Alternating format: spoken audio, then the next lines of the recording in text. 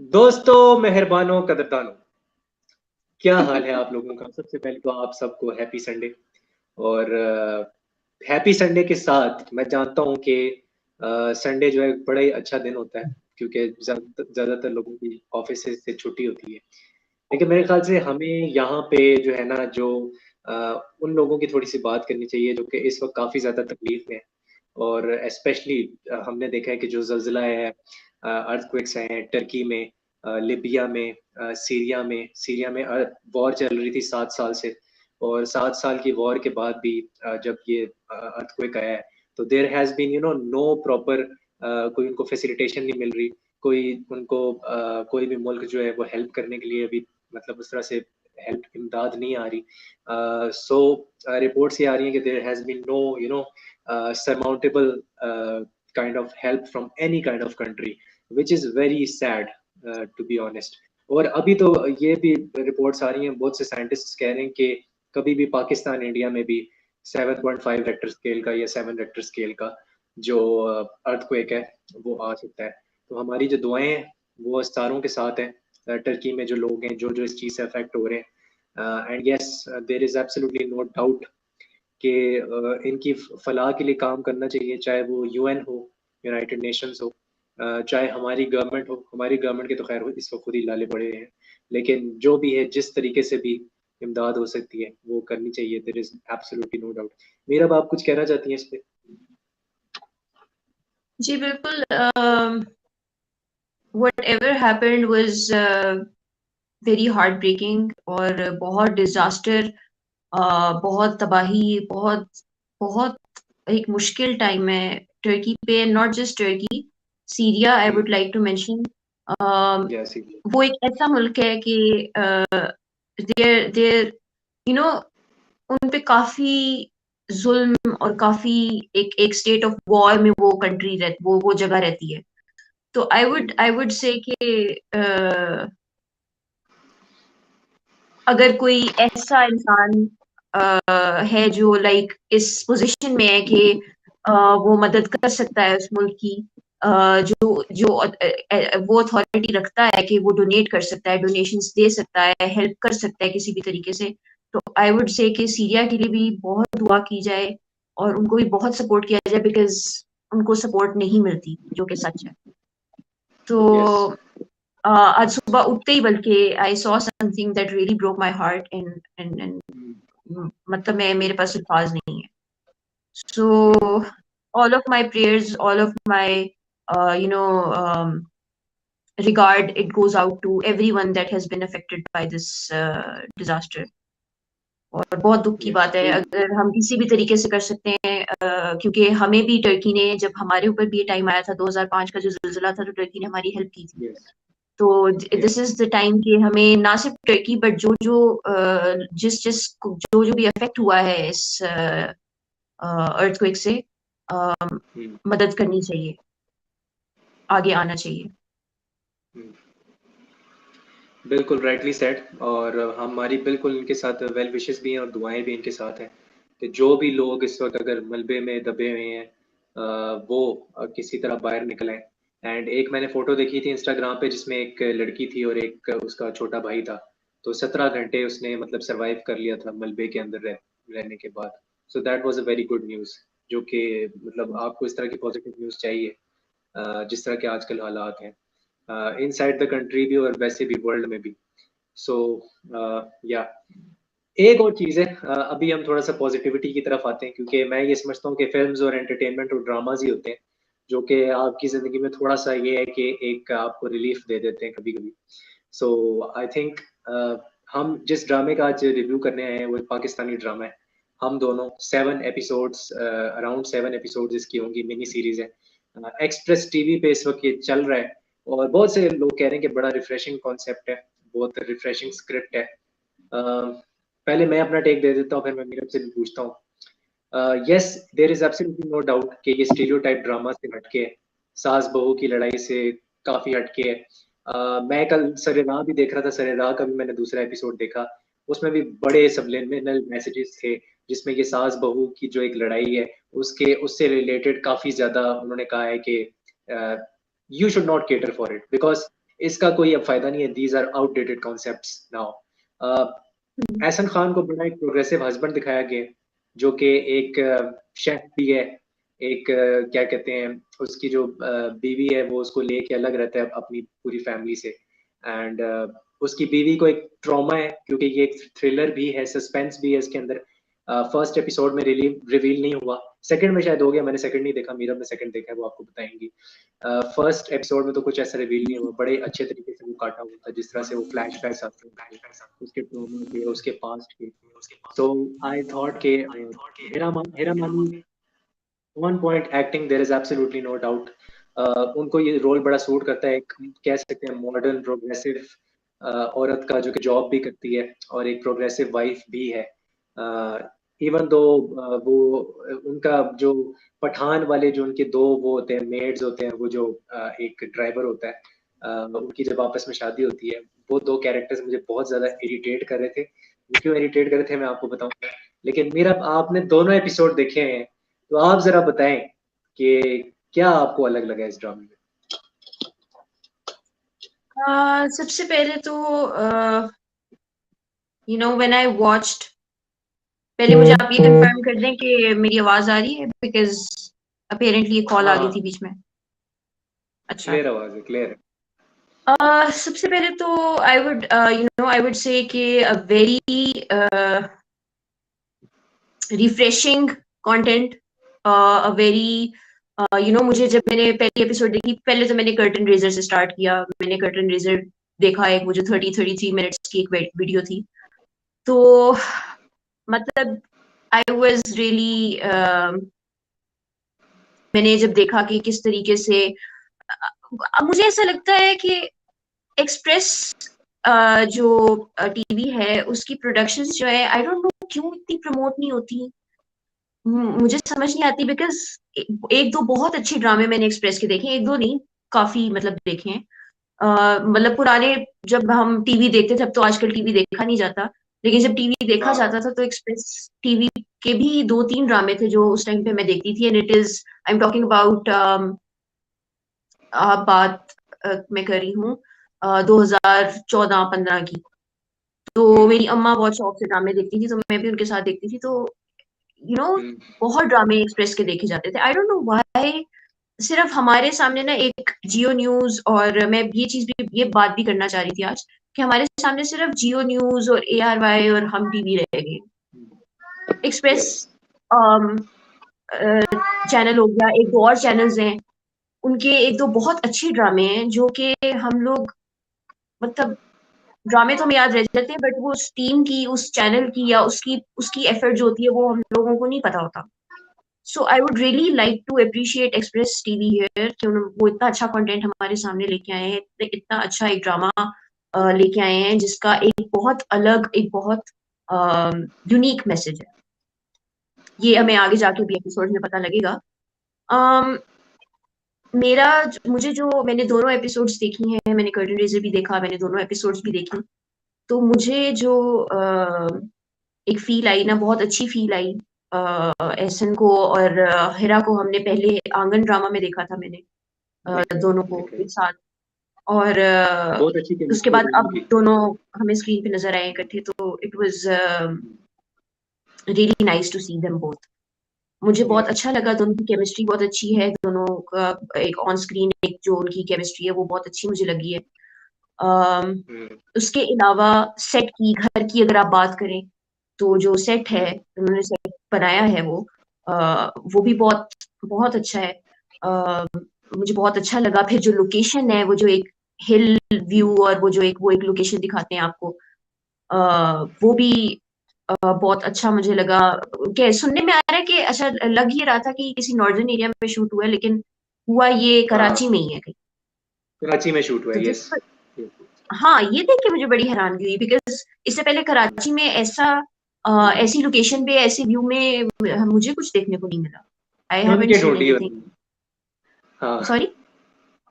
मैं कह रहा हूँ चुन के ढूंढी है उन्होंने प्रॉपर, क्योंकि हाँ, मोस्टली यही होता है कि इस ड्रामे में भी एक ऐसा इन्होंने रेस्टोरेंट दिखाया है जो कि पिछले 4 ड्रामों में 4 दफा दिखाया जा चुका है, हर मीटिंग के अंदर, वो जिसमें एहसन खान जो है वो काम कर रहे होते हैं, और वो जिसमें वो शेफ हाँ, हैं, तो वो रेस्टोरेंट जो है वो बहुत ज्यादा ओवर यूज हुआ हुआ है कराची का।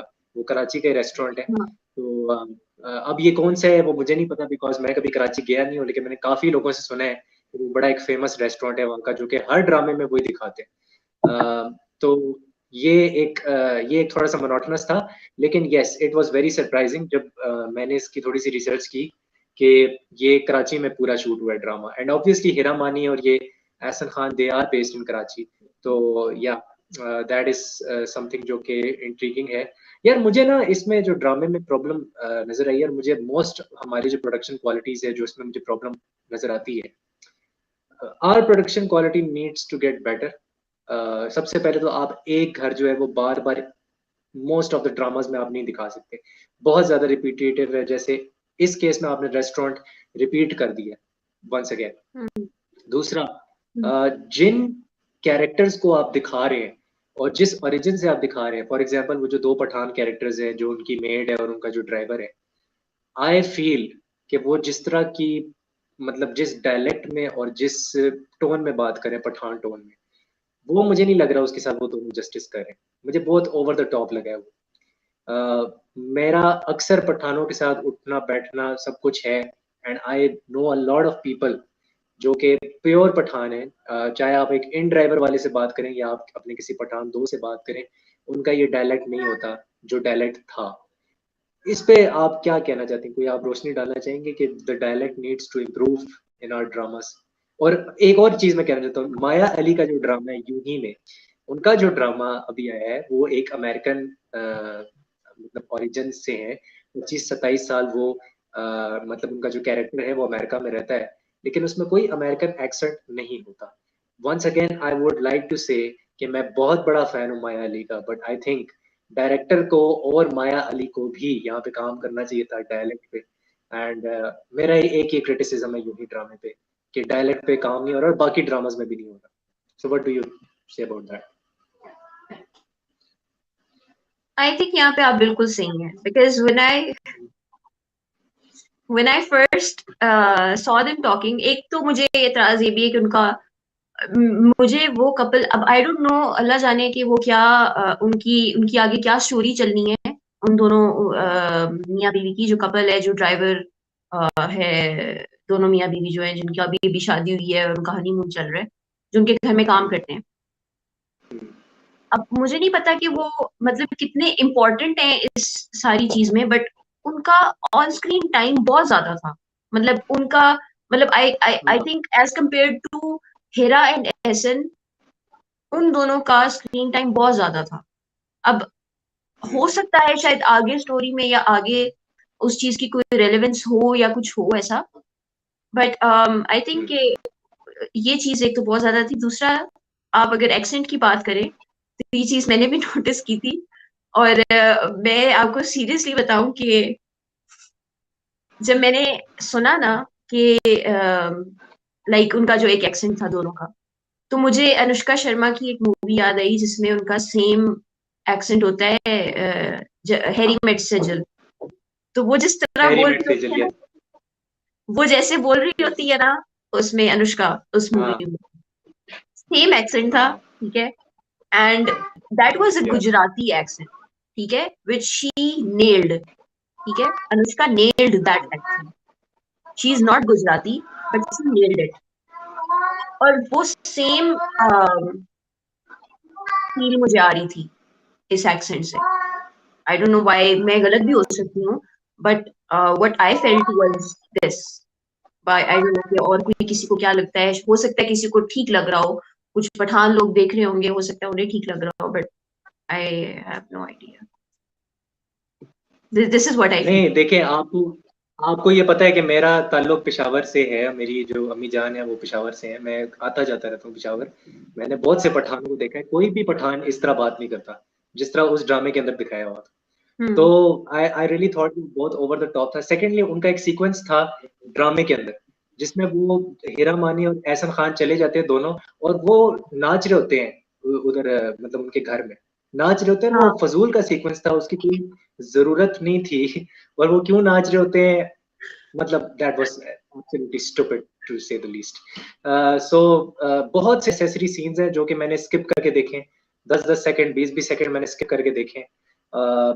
हाँ, ये मेरा एक क्वेश्चन जरूर है आपसे मीरा, कि आप मुझे बताएं कि जो दूसरा एपिसोड है उसमें कुछ रिवील हुआ है कि हीरा मोनी का क्या ट्रॉमा है, जो बिकॉज ये थ्रिलर भी है ना, तो क्या थ्रिलर एलिमेंट क्या है नहीं इसका, कोई रिवील हुआ है? नहीं, अभी तक वो रिवील नहीं हुआ है। सेकेंड एपिसोड में वही देखते हैं हम कि इंस्पेक्टर आता है एंड हाँ क्योंकि उन्होंने पिछली रात को फोन किया होता है वो आता है और वो उसको कहते हैं यार इस बच्ची को ले जाओ बिकॉज हम इसको और नहीं रख सकते हैं यहाँ पे। हम लोगों को नहीं पता कि बच्चा कैसे रखना है और हम इसको हेरा बिकॉज यू नो कि उसको प्रॉब्लम होती है शुरू से ही जब से वो बच्ची को लेके आता है घर में। तो वो प्रॉब्लम भी उसको इस वजह से होती है because she is scared of what I feel is and what I saw what I heard.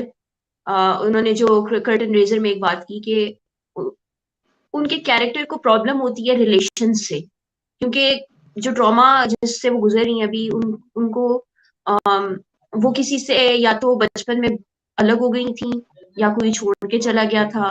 तो she is scared of relations and she is scared of you know that relationship with you know with the daughter, what I feel.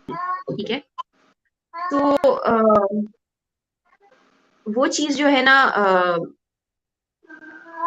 वो उस trauma की बात होती थी। तो वो जब इंस्पेक्टर आता है ना तो वो उसको कहती है कि आप इसे ले जाएं। ठीक है, वो कहता है यार मैं किधर उसको लेके जाऊंगा। तो कहते हैं यार तुम ले जाओ, तुम्हारे घर में बच्चे और भी हैं तो you know this will be more, it will be easier for you then it is for us. तो वो कहता है अच्छा मैं ले जाता हूँ। जब उस बच्चे को लेने जाते हैं कमरे से तो वो बच्ची नहीं होती कमरे में, वो कहीं भी नहीं होते पूरे घर में। वो इंस्पेक्टर कहता है यार अच्छा मैं जाता हूँ, तुमने मेरा टाइम वेस्ट किया। वो चला जाता है और जब वो वापस आते हैं तो वो बच्ची वहीं होती है, वहीं उसी लॉबी में। और वो अपेरेंटली उसकी माँ शायद देख रही है, वो मॉनिटर कर रही है उन लोगों को। वो उठा के उसे ले जाती है उस टाइम, और जब वो इंस्पेक्टर चला जाता है तो उसे लाके वापस रख देती है और साथ एक नोट छोड़ देती है वहां पे कि she is very dear to me, she is very important to me, और प्लीज इसको इंस्पेक्टर या किसी पुलिस को इस चीज में इन्वॉल्व मत करें। कुछ दिनों तक इसको आप अपने पास रखें जब तक कि मैं इसको वापस नहीं ले सकती। So this was the like main thing in the second episode.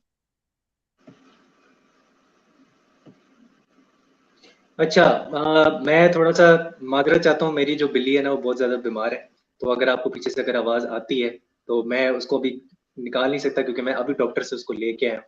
तो ये है, नहीं, उसको कोई गला मसला भी, नहीं है, हमें आपकी बिल्ली से कोई प्रॉब्लम नहीं है। हाँ हाँ, तो वो आवाज भी निकालेगी क्योंकि अभी इसको इंजेक्शन लगा हुआ है। अच्छा, तो सीन ये है कि मैं एक चीज पॉइंट आउट करना चाह रहा था कि जो पठान का तो हमने चलो बात कर ली, जो कहानी है वो सुनाते हैं ना थ्रू कार्टून्स, वो जो ग्राफिक्स वो दिखाते हैं वो बड़ा अच्छा था, कि जो आप एग्जैक्टली नैरेटिव बता रहे हैं, स्टोरी टेलिंग कर रहे हैं थ्रू दोज ग्राफिक्स, जिसमें हीरा मानी का एक थोड़ा सा मेरे ख्याल से या तो वो हीरा मानी का पास बताया या वो उसकी ये जो जिस बच्ची को छोड़ा है नहीं उसका पास है। नहीं नहीं, वो बच्ची है जो बच्ची है ना जिसको वो जो उनको मिली है, वो अपनी स्टोरी सुना रही होती है कि मैं, मेरा नाम परिशे है, और स्टोरी है पलवशी जो उसकी अम्मा है उसकी स्टोरी है कि वो एक गांव में एक जगह पे रहती है, क्या चिंगिस्तान आई थिंक जगह का नाम है।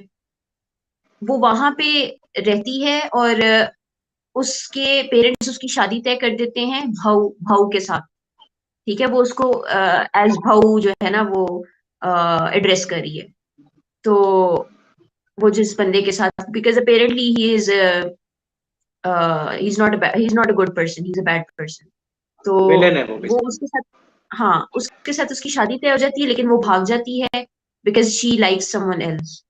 उसके साथ जाके वो रहना शुरू हो जाती है, उसके साथ उसकी शादी हो जाती है और फिर उनकी ये बच्ची होती है छोटी सी, जो जिसका नाम है परीशे, ये बच्ची। एंड देन वो जो भाऊ होता है जिसके साथ उसकी शादी होने वाली होती है, वो आ जाता है, उसको पता लग जाता है कि ये यहाँ पे रह रहे हैं, और वो उनके पीछे भागता है और वो गोली मार देता है और गोली लग जाती है उसके हस्बैंड को। वो मर जाता है और उसके पास ही बच्ची रह जाती है, इसीलिए वो उसके लिए इतनी इंपॉर्टेंट है क्योंकि वो उसको बचा रही है। उसने उनके घर में उसको इसलिए दिया है ताकि वो बच जाए और उसको कोई कुछ ना करे।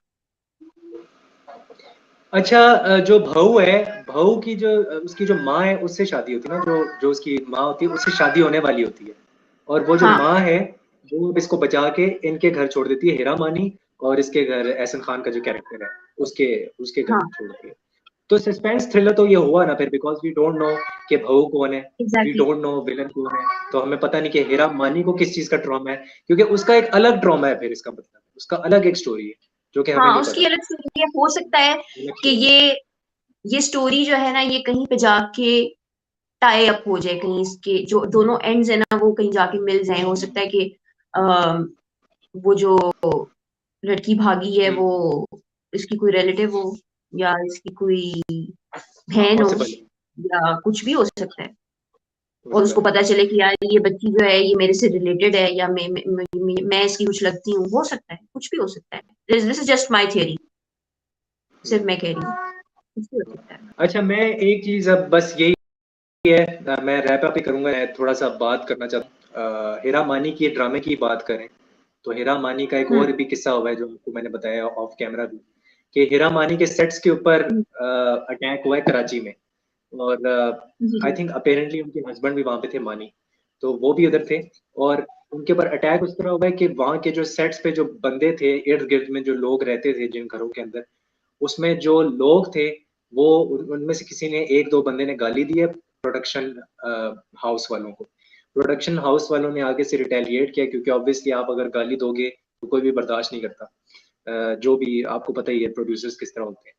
तो एग्जैक्टली। जब उन्होंने रिटेलिएट किया तो वो आगे से 100 बंदे और लेके आ गए थे, और ये मॉब लिंचिंग वाला एक सीन होने वाला था। और इसके साथ 400 जो बंदे हैं ना, वो एक और जगह भी, दूसरे सेट का जो मैंने आपको बताया, इकरा के सेट का, उसका नाम क्या था ड्रामे का? एक थी लैला। एक भी लैला, हाँ, उस सेट पे भी 400 लोग जो थे वो उन्होंने आके हमला कर दिया था। हेरा मानी के केस में ये हुआ है कि क्योंकि ये एक फिल्म का वो था, ये जो फिल्म है ये ईद उल फितर पे या ईद उल अजहा पे आएगी, तो ये इसका शूट हो रहा था, तो वहां पे फिल्म का क्रू आपको पता है हमेशा ज्यादा होता है, 50 बंदे एक्स्ट्रा होते हैं। उन्होंने फिर इन दोनों को बचाया, मानी को भी बचाया, हीरा को भी बचाया, और वो गुले राना जो है वो भी इस मूवी में, तो वो दोनों एक ही कमरे के अंदर कन्फाइन हो गए थे, वो सारे जो भी फीमेल एक्टर्स हैं इस फिल्म के अंदर। तो वो फिर जब इन्होंने आगे अटैक किया, इन्होंने शीशे तोड़े, दरवाजे तोड़े, and they were about to kill at least one people from the crew. ये भी रिपोर्ट्स आई हैं जो मुझे अभी तक पता है, जो मैंने रिसर्च की है। सो ये इश्यूज थे। एंड क्या लगता है आपको, पाकिस्तान में एक तो एक्टर्स को एक बॉडीगार्ड नहीं है, ठीक है, हर एक्टर बॉडीगार्ड अफोर्ड नहीं कर सकता, जो कर सकते हैं उन्होंने रखे हैं, हम सबको पता है बाउंसर्स रखे होते हैं उन्होंने, मैनेजर्स के साथ बाउंसर्स भी होते हैं, आपने तो देखे हैं, मैंने भी देखे हैं। सो द थिंग इज कि क्या आपको फील होता है, इस पे आपका क्या टेक है, एंड गवर्नमेंट की कितनी रिस्पॉन्सिबिलिटी है, प्रोडक्शन क्रू की कितनी रिस्पॉन्सिबिलिटी है कि वो एक्स्ट्रा सिक्योरिटी प्रोवाइड करे? आई थिंक कि जैसे आपने बात की ना कि पहले एक सेट पे हो चुका है और अभी दूसरे सेट पे फिर हुआ है, then this is a plan thing. There are people who plan, because आपको पता है कि ऐसी जगह पे जाके शूट करना पड़ता है। हर जगह हर शूट या हर ड्रामा जो है वो किसी अच्छी लोकेशन पे तो नहीं। अगर एक ड्रामे की स्टोरी ऐसी है तो ऐसी किसी जगह पे जाके आपको शूट करना पड़ता है जहाँ पे ऐसे फजूल घटिया लोग होते हैं। तो उनसे सेफ्टी और उनसे इस तरह के हालात से के अगेंस्ट, या इस तरह की सिचुएशंस के अगेंस्ट सेफ्टी बहुत जरूरी होती है। एंड आई थिंक कि हमारी इंडस्ट्री जो है वो एक एसेट है स्टेट की। हमारी हमारी जो इंडस्ट्री है, शोबिज इंडस्ट्री जो है, जिस तरह बाकी इंडस्ट्रीज हैं उसी तरह ये भी एक इंडस्ट्री है जो काम कर रही है, जो जो जो एक प्रॉपर एक यू नो लोग हैं, इंसान हैं जो काम कर रहे हैं। They need safety, they need a safe environment to work. और वो हर जगह पे नहीं मिलता। कुछ जगह पे ऑटोमेटिकली आप अगर किसी अच्छी जगह पे जाके शूट करें, अगर आप मैरियट में जाके शूट करें, तो वहां पे इस तरह की चीजें होने के चांसेस कम होते हैं। बल्कि मेरे ख्याल में अगर 100 में से मैं बोलूँ तो शायद 5% होते हैं। होते वहां पे भी हैं, अगर वहां पे गोलियां चलनी शुरू हो जाए तो ऑब्वियस सी बात है। बट देन वहां पे चांसेस कम होते हैं। अगर आप किसी गली मोहल्ले में जाके शूट करें, देन वहां के लोग, ऑब्वियस सी बात है, एक एक एक और सोच के लोग होते हैं और मेंटेलिटी के लोग होते हैं, और फिर अगर वो कोई इस तरह की बात वहां पे हो जाती है तो फिर उन लोगों से रिटेलिएट करना, उन लोगों को रेजिस्ट करना, या उनकी उनकी इनके बिहेवियर को किसी तरीके से आपको बर्दाश्त करना, वो चीजें मुश्किल हो जाती हैं ऑटोमेटिक। आई थिंक कि बात तो हो जाती है, हर कोई बात कर लेता है, हर कोई एक अपडेट के साथ आ जाता है कि यार ये इम्प्रूवमेंट होगी, वो इम्प्रूवमेंट होगी, ऐसा होगा वैसा होगा, लेकिन प्रैक्टिकली कुछ हो नहीं रहा। I don't see anything happening, किसी को भी नहीं नजर आ रही होगी। आई थिंक कि ये बहुत जरूरी है, because the people who are working there, उनको कई दफा 24-24 घंटे पता ही नहीं होता कि उन्होंने कुछ खाया भी है या नहीं। वो या मेहनत कर रहे होते हैं, वो काम कर रहे होते हैं, दिन रात काम कर रहे होते हैं, क्रू, एंड खास आफ्टर तौर ऑल पे ऑफ क्रू। दैट, सॉरी, मैं कह रहा हूँ खास तौर पे जो क्रू होता है, देखो एक्टर्स तो आपको नजर आ रहे होते हैं सामने, जो क्रू होता है जितना भी, क्योंकि हमने एक क्रू में काम किया हुआ है, we know how hectic it is and how problematic it is. और उनको तो आपको पता है कि दिन में 500 रुपए, 1000 रुपए और 1500 रुपए कभी कभी वो भी नहीं मिलते। तो जो क्रू होता है वो ही सबसे ज्यादा मेहनत कर रहा होता है और सबसे ज्यादा मतलब अंडरपेड भी वही होता है, तो उनकी भी सिक्योरिटी यहाँ पे खतरे में। That is what I I was saying कि सब सब प्रॉब्लम में। एंड यहाँ पे मैं गवर्नमेंट को ही कहना चाहूंगा, ऑब्वियसली गवर्नमेंट ही कोई ना कोई स्टेप उठा सकती है, या कोई ऐसी रेगुलेटरी बॉडी होनी चाहिए जो कि हमारे ड्रामाज हैं, या ये तो फिल्म बन रही थी ना, ये तो लॉलीवुड की एक फिल्म है जो कि फ्लोर पे गई हुई है, और ये अंदरूने कराची में शूट हो रही है। हमारी मोस्टली फिल्म्स कराची में शूट होती है, और कभी ना कभी आए दिन कोई ना कोई ऐसी खबर आती है कि यार सेट पे ये हो गया या सेट पे वो हो गया, बिकॉज यहाँ पे मॉब मेंटेलिटी, जैसे आपने बात की, मॉब मेंटेलिटी भी है और मॉब लिंचिंग भी है, शदीद वाली, एग्जैक्टली। खास तौर पे कराची में। खास तौर पे कराची, लाहौर में आपको इतना सुनने को नहीं मिलेगा। सो आई थिंक या तो बॉडी गार्ड्स होने चाहिए, ठीक है, अगर बॉडी गार्ड सारे एक्टर्स अफोर्ड नहीं कर सकते, बिकॉज कुछ लोग अभी अभी फील्ड में घुसे होते हैं, सो आई डोंट थिंक कि they make enough kind of money कि आप उनसे कहें कि जी वो बॉडी गार्ड एक पर्सनल रख लें। मेरे ख्याल से हर एक्टर पाकिस्तान के अंदर इतना ज्यादा वो नहीं है, क्या कहते हैं उसको, फैसिलिटेशन नहीं होती। सो बिकॉज ये बॉलीवुड तो है नहीं, आपको पता है, यहाँ तो आपको नहीं पता कि अगली फिल्म कब बनेगी, या अगर आप ड्रामा कोई चूज करते हैं तो फिर आपको ये नहीं पता, कोई गारंटी नहीं है कि आपको अगला ड्रामा कब मिलना है। एंड इतने ज्यादा एवेन्यूज भी नहीं है। यस, ड्रामाज में आप कह सकते हो अम्ब्रेला बना, बट पाकिस्तानी फिल्म्स में देर इज नो अम्ब्रेला के जिसमें आपको कि ये एक जैसे विसिनिटी होती है ना, हर एक्टर की विसिनिटी होती है, वो यहाँ पे हर एक्टर की विसिनिटी नहीं होती। यहाँ पे सिर्फ बड़े बड़े एक्टर्स की, मेन स्ट्रीम एक्टर्स की विसिनिटी है, जैसे मायरा खान हो गई, जैसे महविश हयात होगी, हुमायूं सईद हो गए, इनकी, फहद मुस्तफा हो गए, इनकी विसिनिटी होगी।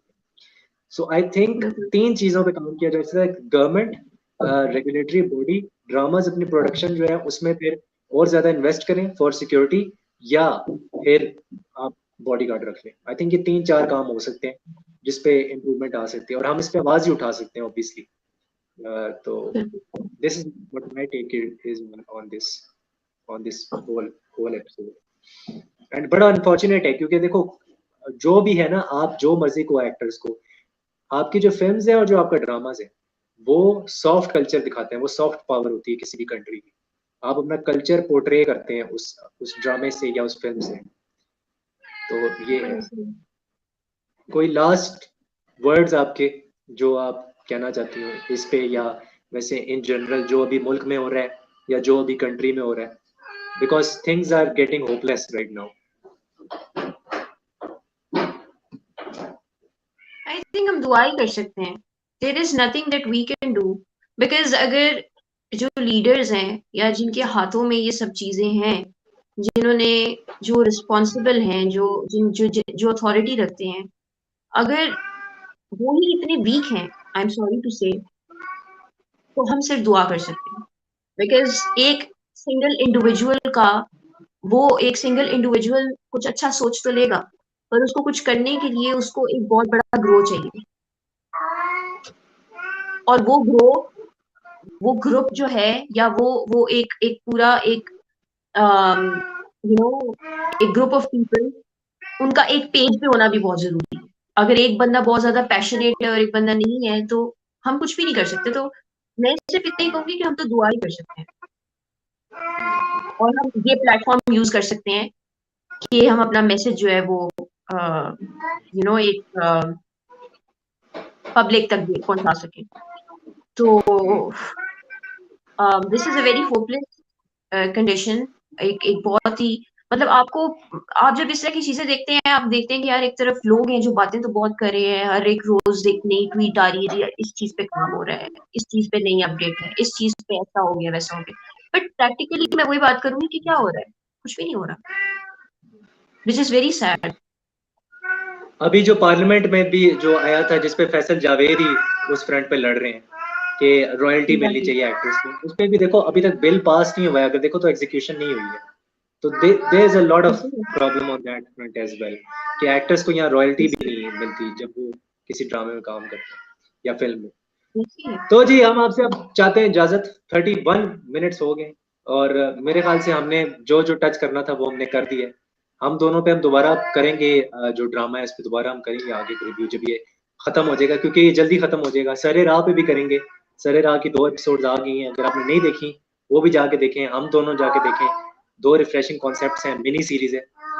तो अपनी सेहत का ख्याल रखें, अपनी मेंटल हेल्थ का ख्याल रखें और हमारे लिए दुआ करते रहें, और हाँ पाकिस्तान के लिए भी दुआ करें।